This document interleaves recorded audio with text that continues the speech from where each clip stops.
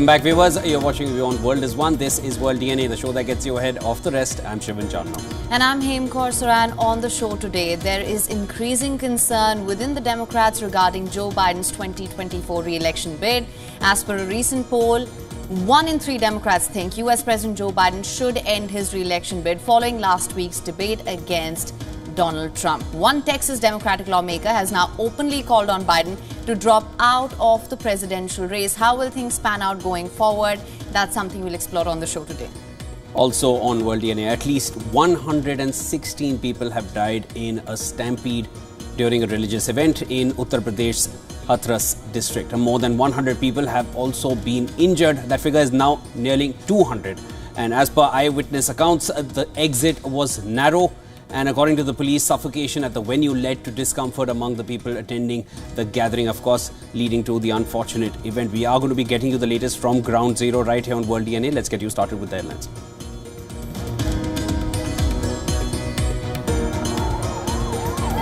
At least 116 people were crushed to death at an overcrowded religious gathering in northern India, the worst such tragedy in more than a decade.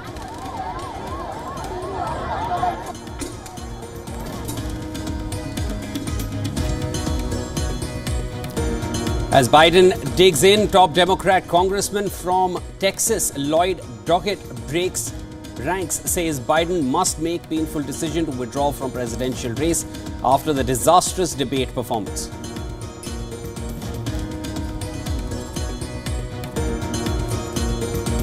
A judge postpones Donald Trump's sentencing for covering up hush money payments until the 18th of September.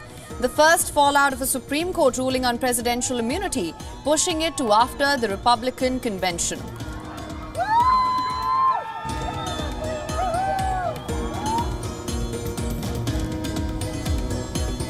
Former Prime Minister Boris Johnson makes a surprise appearance in the British election campaign in a last-ditch bid to rally support for the Conservatives and their leader Rishi Sunak, the man who helped turf him out of office.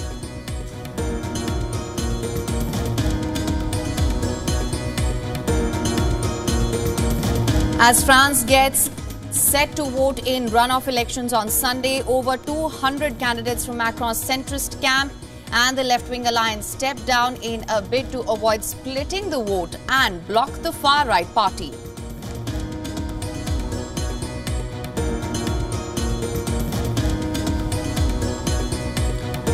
IDF claims its drones have hit a terror cell in West Bank, killing at least 4 operatives. It says the operatives were planting an explosive device when they were struck.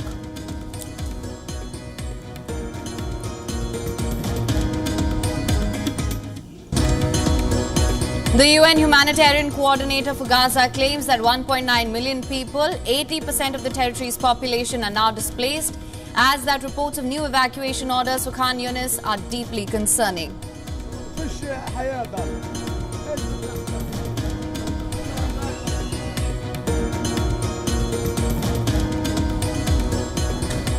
Hurricane Beryl churns towards Jamaica after killing at least 5 people and causing widespread destruction across the southeastern Caribbean.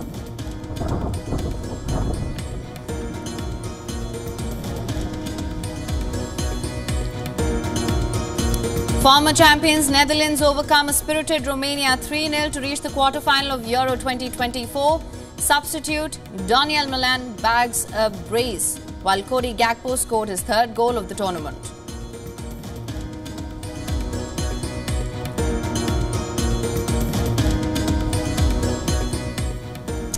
Now, Biden is slated to meet Democratic governors today to reassure them of his competence. And he will be addressing escalating discontent among party leaders. This after Texas Congressman Lloyd Doggett became the first Democrat in the House of Representatives to publicly urge the president to now step aside.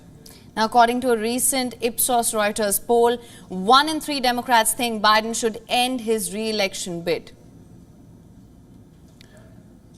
The calls for the president to sit out of the race are prompted majorly by his stumbling performance during last week's debate against Donald Trump. In an attempt to add damage control, the White House in a statement said that the face-off with Trump was nothing but a bad night for Biden. We understand. We understand. We're not taking away from what you all saw or what the American people saw. We understand. It was a bad night. It is not uncommon for incumbents to have a bad night on their first debate. However, the Ipsos Reuters poll also found that no prominent elected Democratic nominee would have fared any better than Biden against Trump. If we talk about the numbers here, both Biden and Trump maintain the support of 40% of the registered voters, indicating that Biden has not lost any ground since the CNN debate. Now, as for the other Democrats, only Michelle Obama, the former First Lady of the U.S., outperformed Biden. Michelle Obama led Trump 50% to 39% in a hypothetical match. This despite the becoming author maintaining that she does not intend to run for president. Speaking of Vice President Kamala Harris, she trailed Trump by 1 percentage point, that is 42% to 43%, a difference that lies well within the poll's 3.5 percentage point margin of error. The given statistics show Harris just as strong as Biden. Harris has stepped out of Biden's shadow in recent months, becoming a key voice in the administration for abortion rights. Now, of course, coming to the rising star in the Democrats, California Governor Gavin Newsom. He performed marginally worse, trailing Trump 39% to 42%. None of the elected Democrats tested against Trump have formally declared their candidacies, with several barely recognized at the national level. The poll, which was conducted online, surveyed 1,070 U.S. adults nationwide.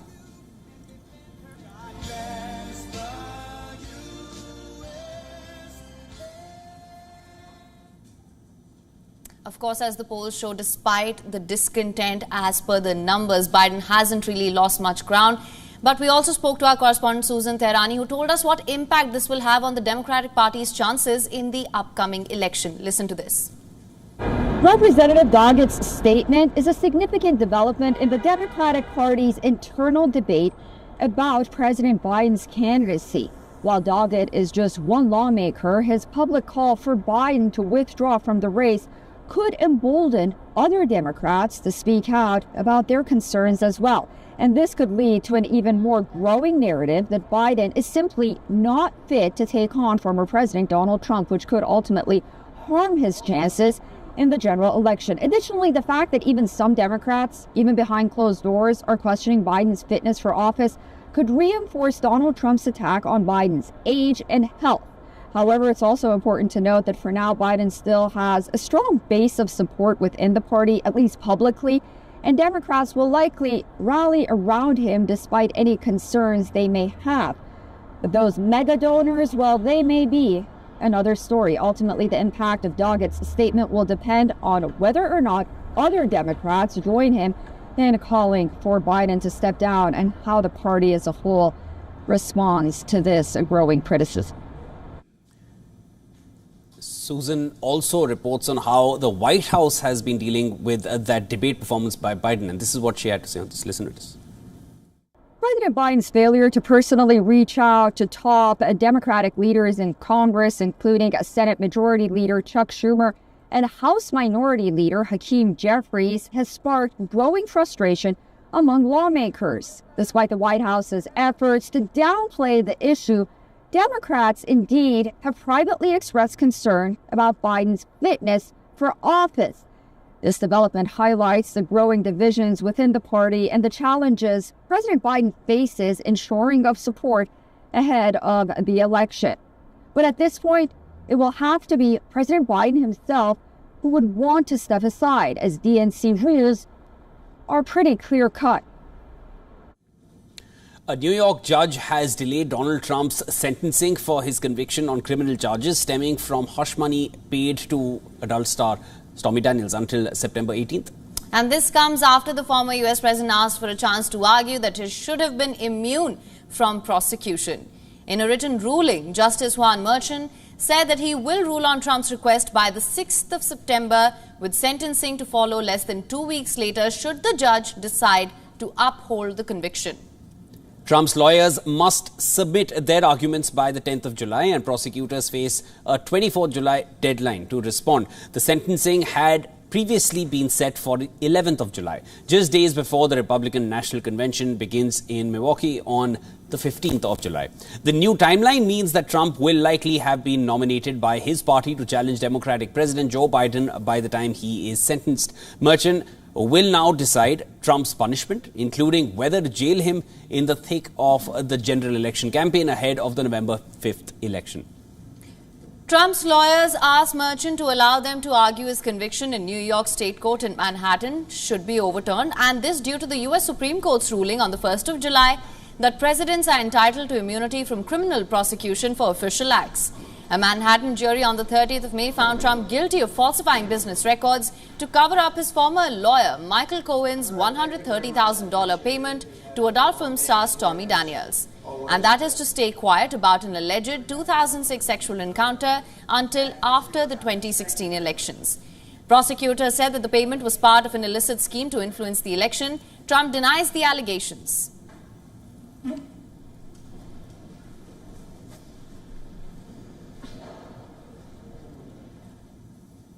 The Israeli army carried out a drone strike against what it claims was a terror cell in Nur Shams camp near Tulkarem in West Bank.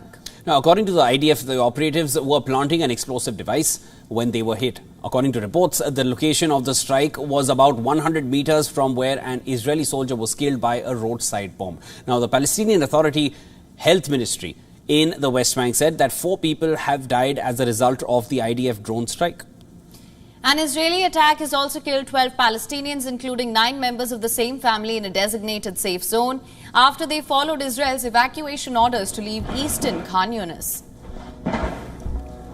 The IDF order to leave Khan Yunis, which is Gaza's second largest city, has triggered a third mass flight of Palestinians in as many months, throwing Palestinians deeper into chaos, confusion and misery as they scramble to find safety. The UN humanitarian coordinator for Gaza has said that 1.9 million people, that is around 80% of the besieged enclave's population, have now been displaced.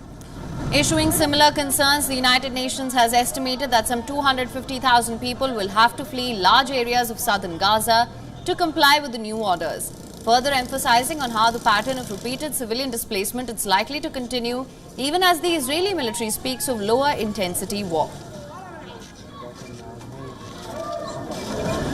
Initial estimates by UNRWA indicates that nearly 250,000 people may have resided in the areas that are subject to the evacuation at the time the order was given. New evacuation order affects over 90 school buildings, many of which host displaced families, 4 medical points, and the European Gaza hospital area. Meanwhile, a day after Israeli Prime Minister Benjamin Netanyahu said that Israel is nearing the elimination of what he described as Hamas terrorist army, he has now insisted that the war on Hamas would be a long campaign, rejecting reports that the IDF could slow down the operations in Gaza before achieving all of its aims. Netanyahu said that his country would not give in to the winds of defeatism, while the Israeli army chief said that the destruction of Hamas infrastructure would take some more time. On the diplomatic front, French President Emmanuel Macron has urged Israeli Prime Minister Benjamin Netanyahu to prevent conflagration between Israel and Hezbollah militants in Lebanon. During a telephonic conversation, Macron insisted on the urgency for all parties to move rapidly towards a diplomatic solution and urged Netanyahu to refrain from any new operation in Gaza near Khan Yunis. Meanwhile, the deputy leader of Hezbollah said that the only path to cessation of hostilities on the Lebanon-Israel border is a full ceasefire in Gaza.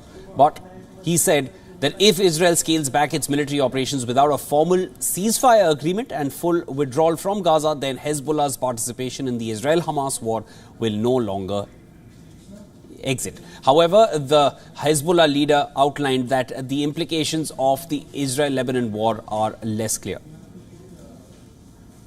The third phase that Israel talks about in Gaza is still unclear.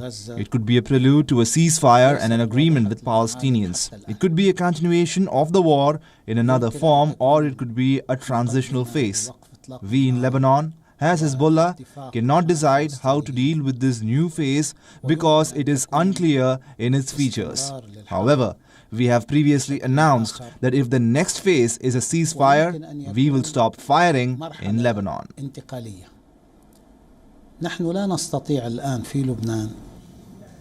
And as Ukraine awaits the arrival of F-16s from the Netherlands, Russia is targeting airfields in western Ukraine, which is home to an important air base and a frequent target of Moscow strikes.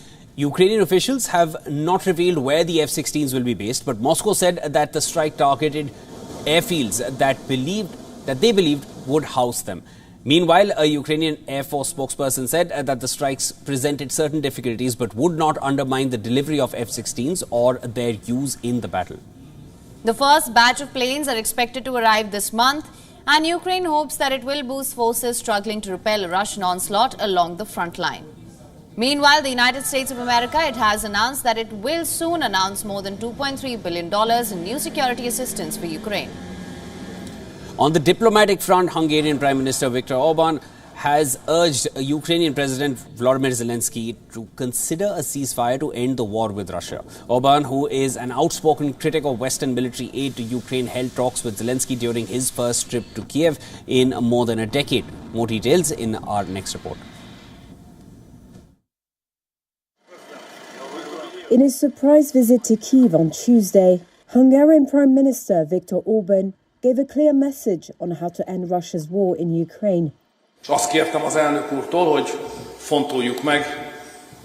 asked the president to think about whether we could reverse the order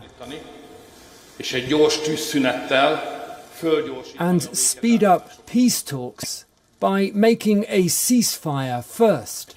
A ceasefire connected to a deadline would give a chance to speed up peace talks. I explored this possibility with the president, and I am grateful for his honest answers and negotiation.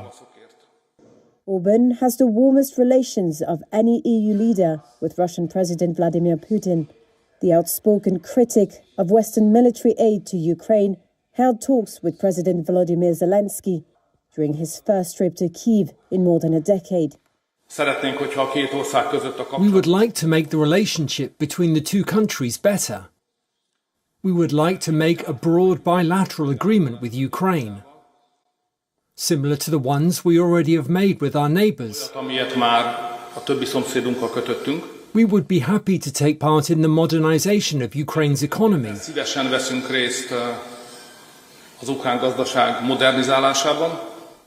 We would like an ordered framework for this.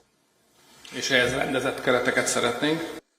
also said he valued Kyiv's push to promote Zelensky's vision of peace at an international summit in June. The Ukrainian president, who spoke before Orban, did not respond to those comments. Ties between the neighbours came under heavy strain after Russia launched its full-scale invasion of Ukraine on February 24, 2022. Budapest has often opposed the European Union efforts to support Kyiv. Earlier this year, it took EU leaders weeks to break Orban's veto to extend over 50 billion euros in new aid to the war-torn country. Under Orban, Hungary has repeatedly accused Ukraine of curbing the rights of roughly 150,000 ethnic Hungarians living in the far west of Ukraine. Ukraine denies this and says it is open to addressing any concerns. Kyiv is keen to support Hungary's backing as it relies heavily on financial and military support from the 27-member EU, where unanimity is needed for many decisions. The Shanghai Cooperation Organization, commonly known as the SCO Summit, will kickstart in Kazakhstan's Astana today. The SCO, it's an influential economic and security bloc. It comprises 8 members, including India, China, Russia, Pakistan, Kazakhstan, Kyrgyzstan, Tajikistan and Uzbekistan. Now, during the 2-day summit, the world leaders are expected to review the activities of the SCO over the past 2 decades and discuss prospects of multilateral cooperation. They will discuss economic, digital and energy connectivity initiatives, trade and regional issues, including the situation in Afghanistan and the Russia-Ukraine war. Kazakhstan, which took over the SCO presidency from India, has proposed, among other initiatives, the establishment of a joint investment fund. Kazakhstan has received support from other countries. The summit will have in attendance Russian President Vladimir Putin, Chinese President Xi Jinping, heads of governments of Kazakhstan, Kyrgyzstan, Tajikistan, Uzbekistan and Pakistan will also be part of the summit. Indian Prime Minister Narendra Modi is skipping the summit. External Affairs Minister Dr. S. Jaishankar will officiate in his place.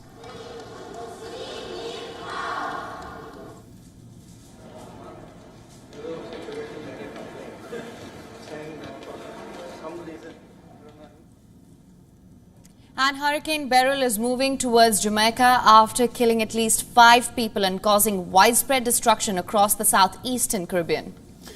Threatening deadly winds and storm surge have of course made things worse. Now the powerful hurricane has weakened but is still in extremely dangerous category 4 storm and is expected to pass near or over Jamaica today. Beryl is the first storm since US National Hurricane Center records began to reach the category 4 level in June and the earliest to reach category 5 in July. Extremely dangerous Category 4 Hurricane Beryl continuing to move very quickly west-northwestward across the Caribbean Sea. You can see the eye of Beryl on satellite imagery currently located to the south of the Dominican Republic, about 420 miles to the east-southeast of Kingston, Jamaica, moving to the west-northwest at 22 miles per hour. So very quickly moving towards Jamaica.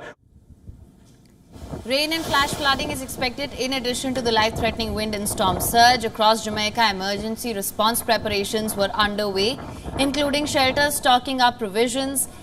People are safeguarding their homes and boats being pulled from the water.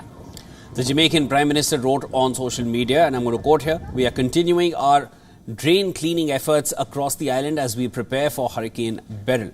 Now, apart from Jamaica, hurricane warnings were also issued in the Cayman Islands, which Beryl is expected to pass near or over on Wednesday night or early Thursday. Beryl has already left a trail of death behind. At least 3 people were killed in Grenada, where Beryl made landfall on Monday, as well as 1 in St. Vincent and the Grenadines and 1 in Venezuela. Grenada's Prime Minister said the island of Kyriakou, which was struck by the eye of the storm, has been cut off, with houses, telecommunications and fuel facilities flattened entirely.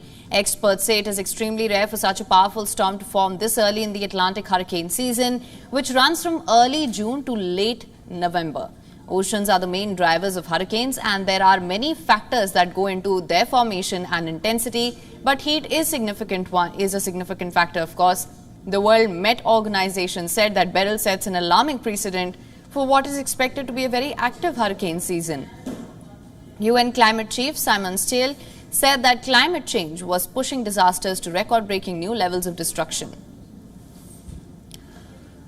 A hurricane watch and tropical storm warning has also been issued for parts of Haiti and the Dominican Republic.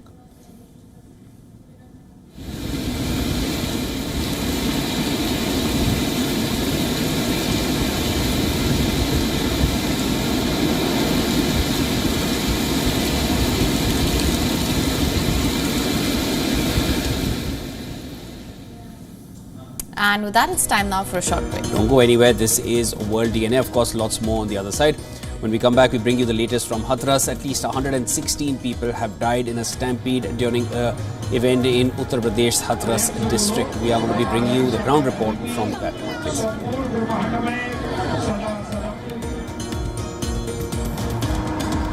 Also on the other side, despite being under heavy Western sanctions, Russia has moved into the high-income category. We'll explore this on the other side. Do stay tuned.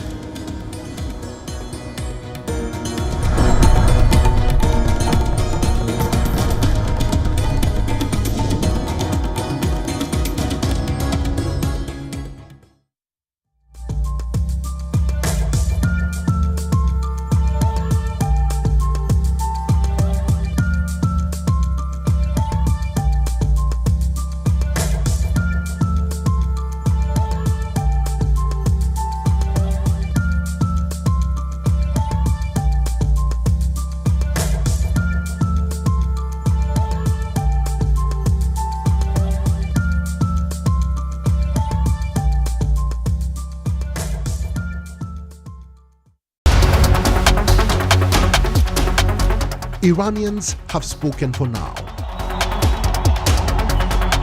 24.5 million voters have given no one a clear mandate.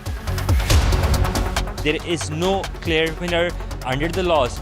A face-off is set between reformist Pezeshkian and conservative Jalili. The second round is all set to be held coming Friday. We have the second round of the presidential election. The first is Pezeshkian, Mr. Pezeshkian, and the second is Mr. Jalili. The person who emerges victorious in the runoff voting, which takes place on July 5th, will become the president.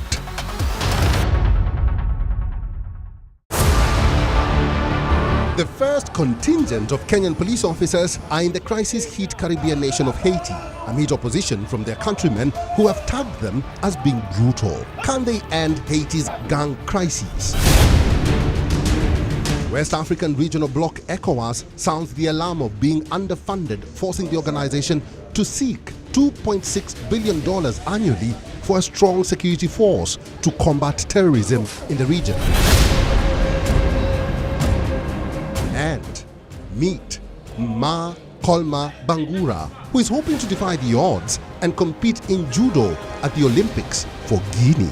Watch World of Africa at these times on WION.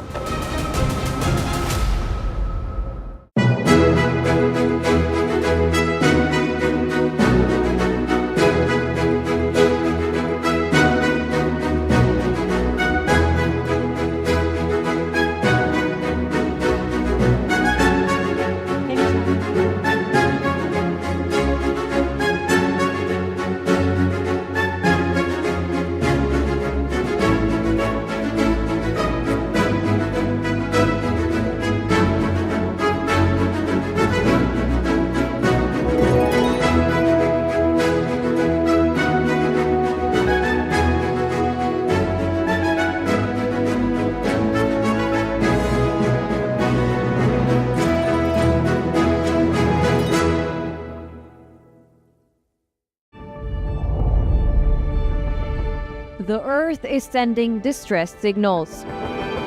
Wildfires, droughts, and melting glaciers. Can we reverse the damage? Explore the harrowing effects of climate change. It's a wake-up call. Global emergency. Climate Tracker on WION World is One.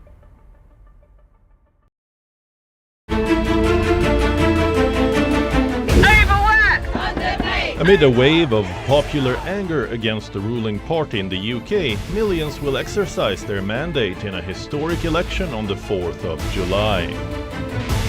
Keir Starmer, leader of the Labour Party. Up against a never-seen infighting, dissent, disputes against its leadership, the Conservatives are fighting with their backs to the wall.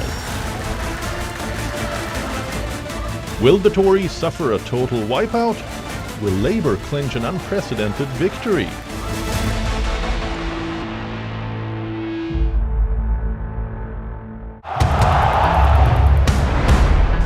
Everyone loves a contest.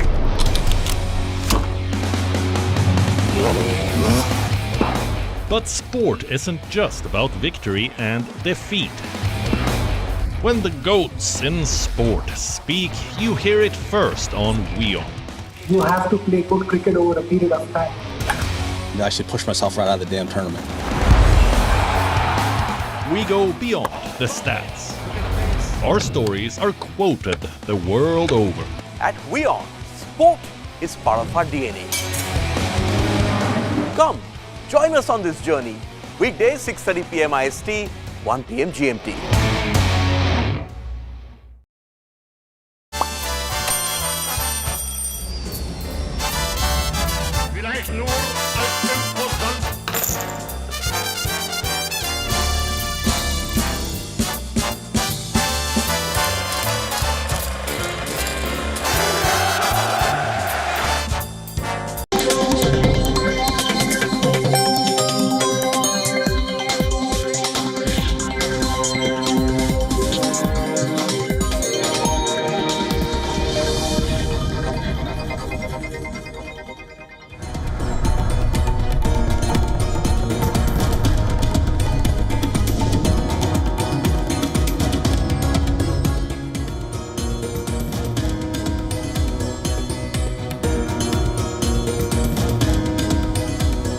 Welcome back to World DNA. Thank you so much for staying with us. Lots lined up for you on this side of the show. Let's get started with the headlines.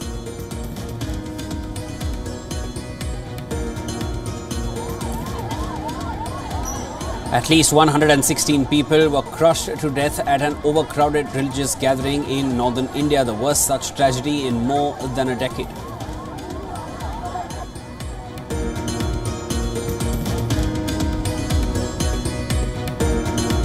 As Biden digs in, top Democrat congressman from Texas, Lloyd Doggett, breaks rank, says Biden must make painful decision to withdraw from presidential race after the disastrous debate performance.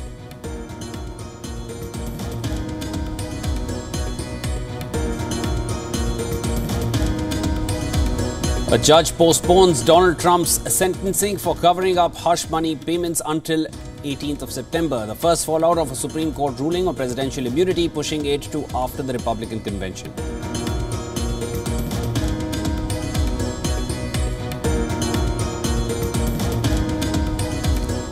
Former Prime Minister Boris Johnson makes a surprise appearance in the British election campaign in a last-ditch bid to rally support for the Conservatives and their leader Rishi Sunak, the man who helped turf him out of office.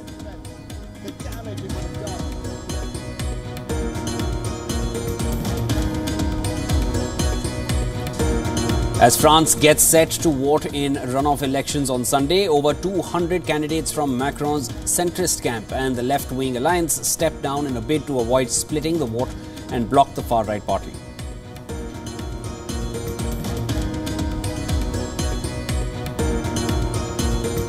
The IDF claims its drones have hit a terror cell in West Bank, killing at least 4 operatives. It says the operatives were planting an explosive device when they were struck.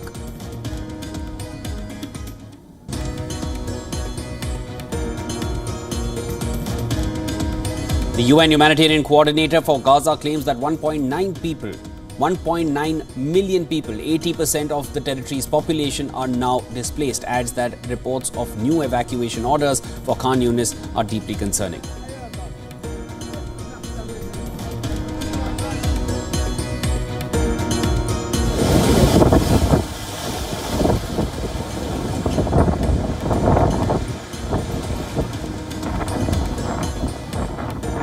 Hurricane Beryl churns towards Jamaica after killing at least 5 people and causing widespread destruction across the southeastern Caribbean.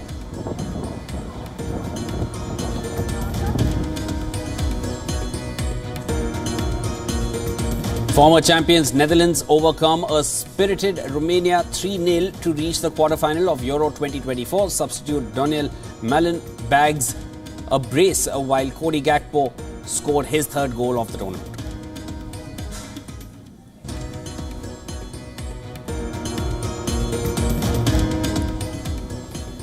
All right, at least 116 people have died in a stampede during a religious event in Uttar Pradesh's Hathras district.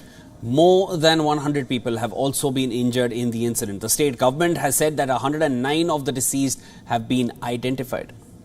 Now, according to the police, suffocation at the venue led to discomfort among the people attending the gathering. Eyewitnesses say the exit was narrow and people started running, causing a stampede. And 116 people, most of them women, lost their lives. Some collapsed into a roadside drain in the chaos. Devotees suffocated to their deaths and bodies piled on top of each other. This is one of the worst such tragedies in recent years. Victims were brought to a trauma center in Hathras in trucks and other vehicles. The bodies were laid outside the health center as people gathered around them. The religious event was conducted by a preacher known as Bhole Baba. Police officials say that though the event was organized after permission, the crowd was more than permitted. According to reports, the permission was for about 25,000 followers, but the crowd gathered was 4 times that number. An FIR has been registered against the organizers as well. Now, Prime Minister Narendra Modi expressed his condolences and assured all possible help to the victims. UP के हाथरस में जो भगदड़ हुई उसमें अनेकों लोगों की दुखद मृत्यु होने की जानकारी आ रही है। जिन लोगों की इस हादसे में जान गई है, मैं उनके प्रति अपनी संवेदना व्यक्त करता हूं। मैं सभी घायलों के जल्द से जल्द ठीक होने की कामना करता हूं। राज्य सरकार की देखरेख में प्रशासन राहत और बचाव कार्य में जुटा हुआ है। केंद्र सरकार के वरिष्ठ उत्तर प्रदेश सरकार के लगातार संपर्क में है। मैं इस सदन के माध्यम से सभी को ये भरोसा देता हूं कि पीड़ितों की हर तरह से मदद की जाएगी। Now for more on this, we have our correspondent Dharamjot Kaur joining us live from Hathras. She is in fact at the ground where this very unfortunate incident unfolded. Dharamjot, thank you so much for joining us. Extremely unfortunate what's happened. I know that you've been talking to the people there. What can you tell us? Well, Haim, as you can see behind me, the entire region right now is rain-soaked at the moment. This is exactly where we are right now, ground zero, where this entire tragedy unfolded yesterday. Most of this area has been emptied yesterday, just moments after the tragedy happened, but a lot of locals and non-locals are still present over here. Everybody's trying to get information in terms of what transpired yesterday. Now, to give you a few updates, we did speak to police officials and onlookers over here, local police, including the station the headquarter official as well. And he mentioned that the FIR was filed late last night, and as per a lot of other documents and reports, the permission was actually obtained for about 75 to 80,000 people. However, over 200,000 people turned up at this particular religious procession yesterday, which is why the arrangements could not really handle the amount of footfall that was present over here. Now, a couple of other things to be mentioned over here, as you pointed out, that over 116 people have been killed in this particular tragedy.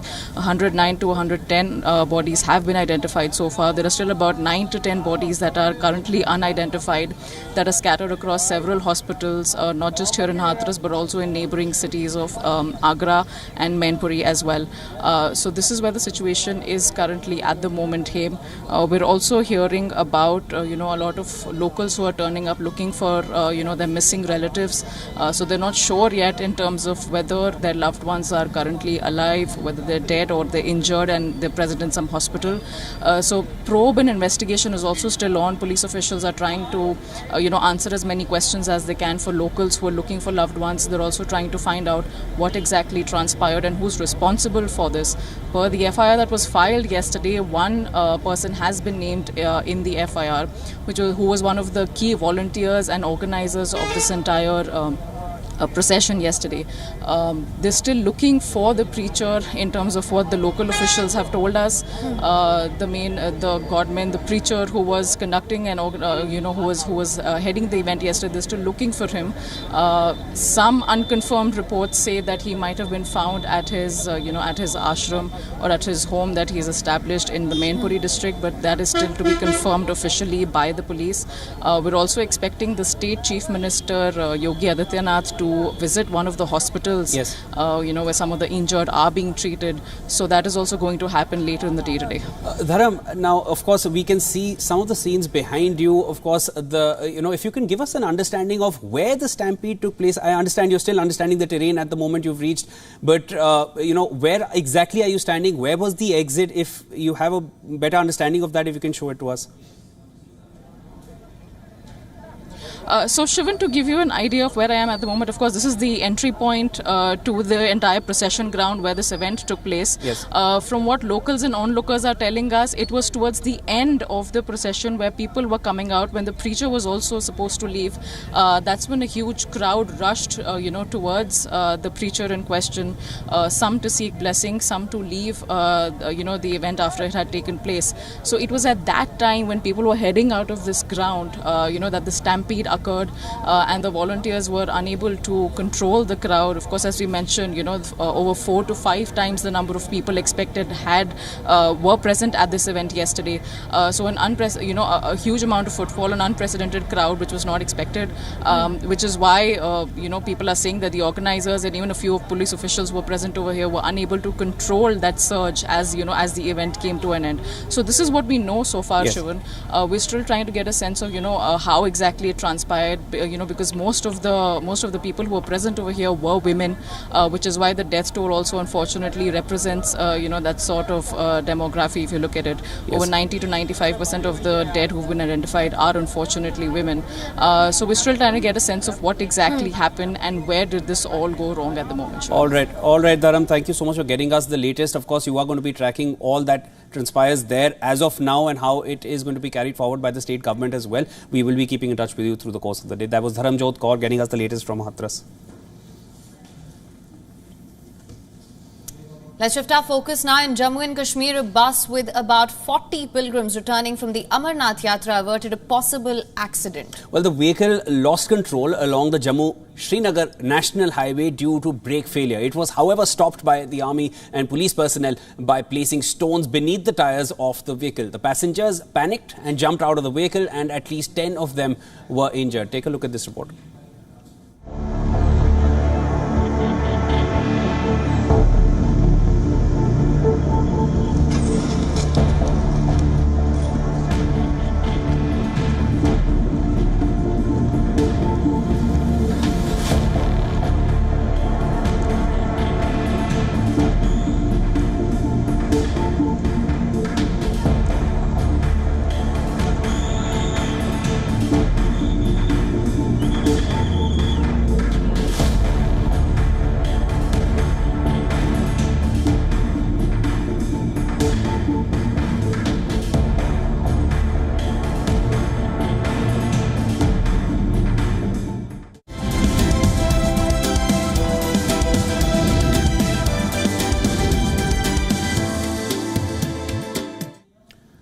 Right, in business, we're going to look at a concerning trend for Wall Street pros, the 24-hour stock trading boom.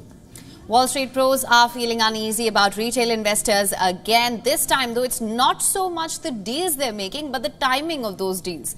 Take a look at this report with more details on this trend. A surge in overnight stock trading is fueled by the amateur investing revolution that has swept U.S. markets since the pandemic. The likes of Interactive Brokers Group and Robinhood Markets, Inc.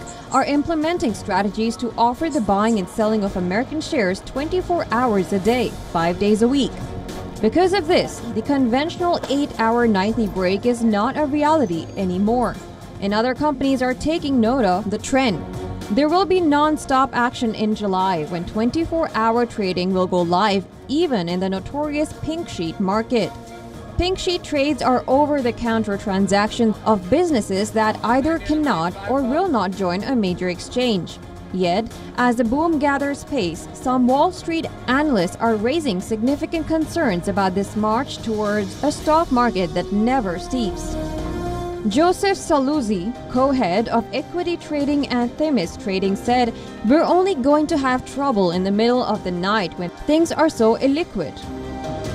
Saluzzi, a market veteran of over 30 years, has been agitated by a handful of huge moves at unexpected times recently, like a 20% surge in GameStop Corporation on a Sunday evening in June.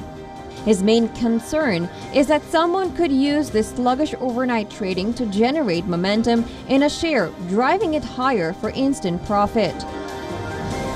However, there are also additional concerns such as effect on the mental health of a never-ending trading day and the possibility that U.S. stocks may steal money from international markets that are already struggling to compete. Regulators have emphasized the necessity of safeguards against fraud. Still, they are considering a proposal for the first 24-hour stock market from a company supported by Steve Cohen. Despite igniting the debate in April, the New York Stock Exchange has placed emphasis on the need to prepare the market. The stock exchange has delayed publishing the results from its poll of industry players regarding 24-hour trading. However, not everyone is worried. Brian Heinemann, the chief executive officer of the largest dedicated overnight trading platform in the U.S., Blue Ocean Technologies, said, "In a couple of years, this is going to be mainstream." He added, "People don't want to have to wait for somebody to ring the bell on Monday morning to start trading. They want to trade when it's convenient for them and when the time is right." That's a big part of the overnight trading pitch. It lets investors react to market-moving events when they happen and not several hours after. Still, transaction volumes in overnight trades pale compared to the regular market. That, however, is the biggest risk. The danger of oversized moves in such relatively shallow volumes suggests a very high chance of investors losing their everything in the blink of an eye. Business Bureau Report, WION, World is One. All right, the World Bank's latest report shows Russia has moved into the high-income category, this despite heavy Western sanctions. Now, this growth has been driven by a surge in military activity, trade, financial sector expansion and construction. Russia's GNI per capita increased by 11.2% in 2023, even as the West aimed to cripple its economy over the Ukraine conflict. But who really profits from this growth? That's the question. It's the elites investing in military and infrastructure projects. While Russia's economic indicators improve on paper, the general population, it continues to struggle. Increased military spending means more business for defense contractors and oligarchs with ties to the Kremlin, while ordinary citizens face rising living costs and economic uncertainty. This economic gain for the rich contrasts sharply with the reality of life for the average Russian. With rising inflation and sanctions impacting everyday goods, many find themselves worse off than before. The increase in GDP and national income doesn't translate to better living conditions for the majority. The World Bank's classification system highlights development based on gross national income but fails to reflect the economic disparity within countries. The growth in Russia's national income is masking the growing economic inequality and the fact that much of this wealth is concentrated in the hands of a few. Ultimately, this begs the question, of course, will the war stop if it continues to benefit the oligarchs? As long as the elite profit from conflict and investment in military and infrastructure, the misery of the masses may well be overlooked in favor of financial gains. Money over misery, is this true? Is that the true cost of war?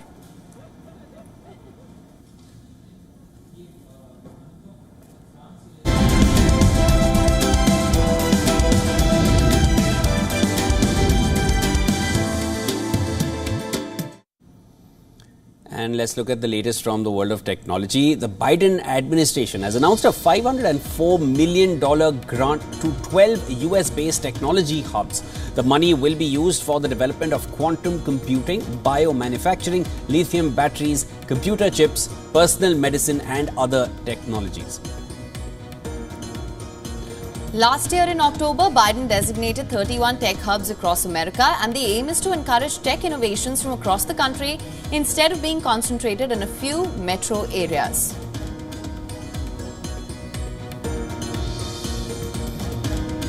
Google has announced it will require advertisers to disclose election advertisements that use digitally altered content. This is part of their effort to combat election misinformation. Advertisers must now select a checkbox for altered or synthetic content in their campaign settings.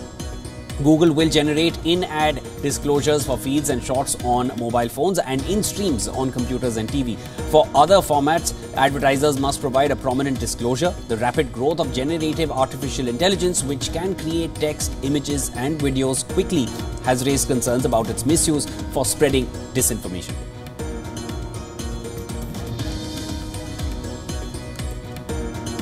Cybersecurity researchers have revealed an alarming rise in investment scams in India through social media platforms like Facebook, WhatsApp and X.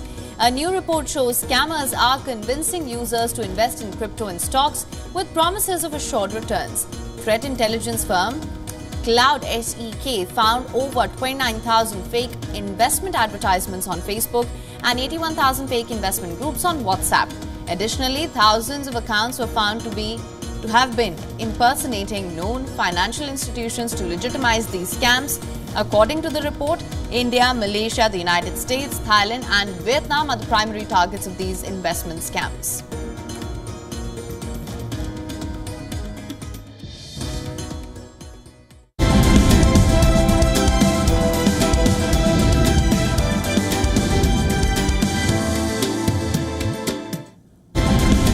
All right, let's shift our focus to tennis now. 24-time Grand Slam winner and world number 2 Novak Djokovic launched his bid to capture a record equaling 8th Wimbledon men's title.